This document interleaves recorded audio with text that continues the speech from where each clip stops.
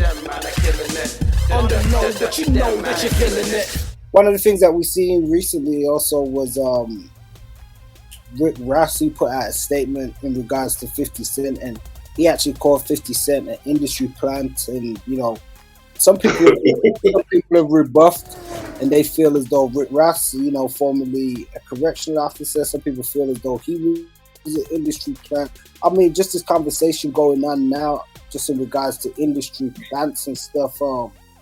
Maybe Diddy was an industry plant. We do hear some people talk about different aspects of, higher organizations getting involved with hip hop and stuff. So we don't know. I mean, what do you think of I will say this about Rick Ross, though. I have to say it. I mean to cut you off. I will say this about Rick Ross.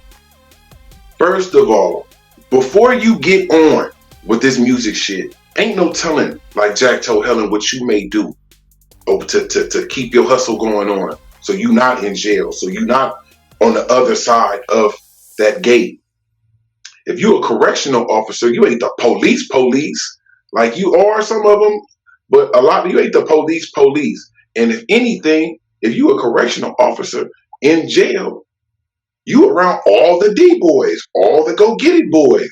So the correctional officer and the inmate, a lot of the time have relations in history going on because of the fact of that's their house. You have to respect their house. And you have to, no matter what you're doing, you may have to, but some people shoveling shit. Some people worked at a flower shop, before they got on. It don't matter as long as you wasn't hurting nobody or whatever. Niggas can talk about all that correctional officer shit if they want to, but at the same time, he's all the way up. Whatever he did, how he did it, he's all the way up. He ain't hurting for nothing. A lot of that shit is ego and jealousy.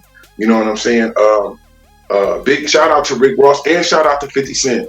You know what I'm saying? I like both of them. I feel like all the people that be beefing and have these long, ongoing beefs, if they just sit down and ignore all the bullshit and get together, these are the albums that make hip hop. This is the type of shit that keeps hip hop going. Instead of all this beef and y'all both got money, what the hell y'all both mad about? You feel me? Like, so to that and 50 Cent, whatever. I'm just saying, like, it used to be like people used to be going back and forth and arguing and mad at each other because both of them was broke. But I don't see like they both successful. Yeah, well, I think it's that could be part of the issue because, especially when I think of 50 Cent, he struck me as somebody who wants to be, at the tippy top, so to speak. We see even recently with a lot of the stuff where he always taking jibes and shots at Diddy. He could choose to remain quiet. He could choose to be like, you know what, I hope that brother get his mind right. But he always seems to want to take down other quote unquote successful or powerful black men in the industry. Or some may say the same in regards to Ross or others. So I feel that you do get that kind of pettiness where people want to be, the number one. They want to be the one that's comfortable around them folks and accepted around them folks and things of that nature. But it's all about the money and stuff in that regard and the clout that kind of come with it. But everybody kind of at that kind of tippy top position is what I see sometimes. Number one, guess what? Number one got to do everything. Number one is the person everybody gonna come to because you number one. Like, don't nobody going out there all that type of shit. I don't give a damn about being number one, number 2, 3, 4, 5. I don't care as long as niggas is rich. You feel what I'm saying? I don't care about any of that. That's all ego, but it's hella funny. That nigga 50 Cent hella funny. Like we talk about Mayweather, talk about the cat in the hat. If you could read a Harry Potter book and all that hilarious. So that's why I just be like this about 50. Let 50 can do what he want to do to me. Like he can do whatever he want to do. You know what I'm saying? Like he's done whatever he wanted to do. So and Rick Ross did what they wanted to do. You know what I mean? Ja Rule definitely have done what he wanted to do.